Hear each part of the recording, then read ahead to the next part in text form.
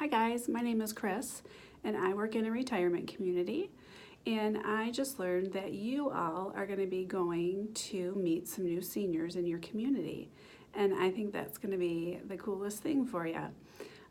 Today I want to tell you a few things about our seniors today and what you might have to look forward to and what you might be able to expect. So the people you're going to be going to see have lived through some of the most amazing times in the world.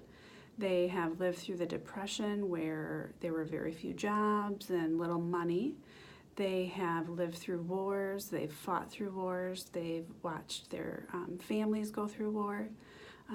Many of them are immigrants, or they come from immigrants, and that means they moved to America from another country to start a new life here and have all of the opportunities that America brings.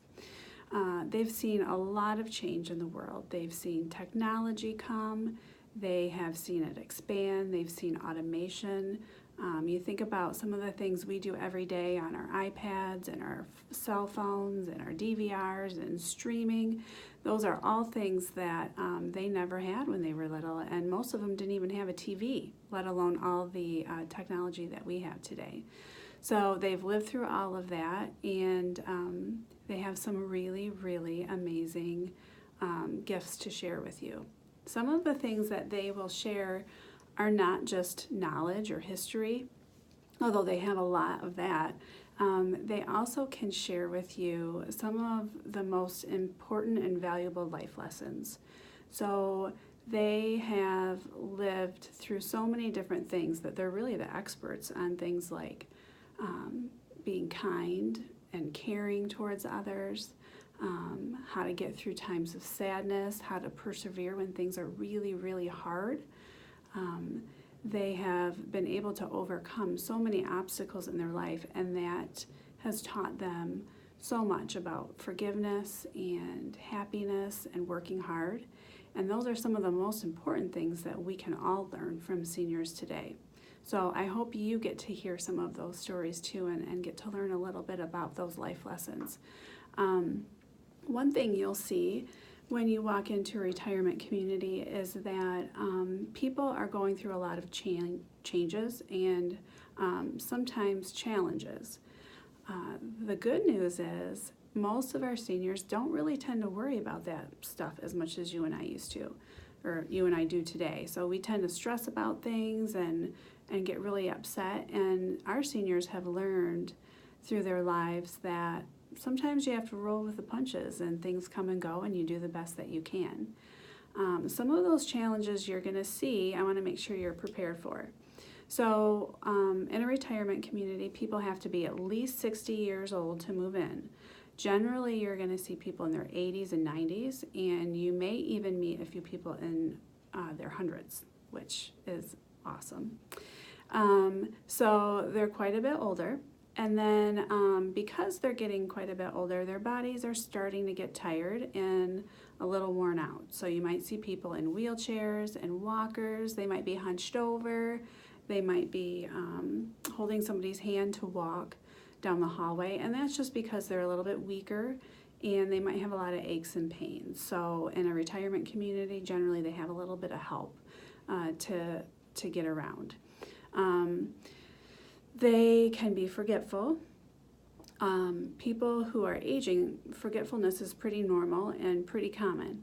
What you'll see happen is that they remember things from long time ago very well. So their childhood or when they were raising their kids, those things are pretty easy for them to remember.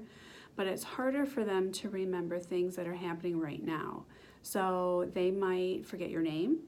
They might ask a question over and over again, or repeat a story. That's okay, that's totally normal, and it just means you have to keep them on track too, and it should be no problem at all.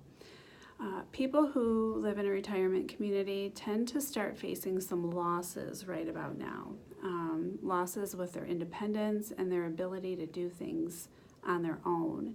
And that's kind of a challenge because they're used to being an adult and driving a car and going to the store when they want to, or going out with their friends, or going to lunch or whatever. They're used to doing all of those things. But as they get older and their bodies start to get tired, they will need some more help, and they'll become a little bit more dependent on people around them. So that's kind of hard for them. And sometimes people are a little sad about that. That's why it's really, really cool that you're going to be going there to talk to them, because sometimes these people don't get a lot of visitors either. Unfortunately, their spouses may be ill or passing away, or their friends and family and their brothers and sisters. So they're experiencing quite a bit of loss right now, and making new friends is really good for them. So that should be great. One last thing is I just want to give you a couple of quick tips when you're talking with your senior to make sure that your story writing goes really well. The first thing I want you to do is make sure that you're talking loud, but you're not yelling, and that you set your voice a little bit deeper than you normally would, and that you talk slower.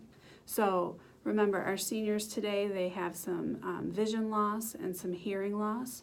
And so if you're talking slower and a little bit deeper, they can understand you a whole lot better. So keep that in mind. Try not to rush through your questions, because you want to make sure that they really understand what you're asking. And then when they are answering you, make sure you're smiling and nodding your head, and you're keeping eye contact with them. So that's going to make them feel really relaxed and know that you're paying attention, and that'll help them expand on their stories. Keep in mind too that they're going to ask you a lot about yourself, because they want to know all about you. So expand on your answers when they're asking you things. So they might say something like, oh, do you have any brothers or sisters? And instead of just saying yes, you might want to say, yeah, I have 2 sisters and a brother, and I'm the youngest, or however that might be. But just expand and tell them a little bit more about yourself to make the conversation more comfortable. And then the last thing is, before you even go, have an idea of what kind of direction you might want to go with your story. So they probably have about 80 years of knowledge inside of them, and 80 years of stories and amazing things that have happened, and they're going to need you to narrow it down just a little bit, so that you might have a time period that you're asking them about, or something really specific, like maybe when they were your age. What was life like, and what was important to them. Or you might want to focus on what they did for a living, or if they've lived in other countries, or something like that. But have some sort of direction, and that will help them narrow down their story.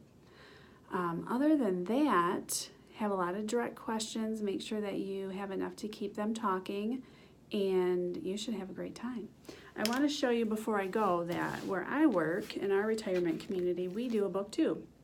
So every year we get together and we will interview our residents, and then we print their stories in this book, and then we give it out to people throughout the year. But there's some really, really cool stories in here about families and about people who have fought in the war or did some really amazing things, or maybe had a job that was super unusual.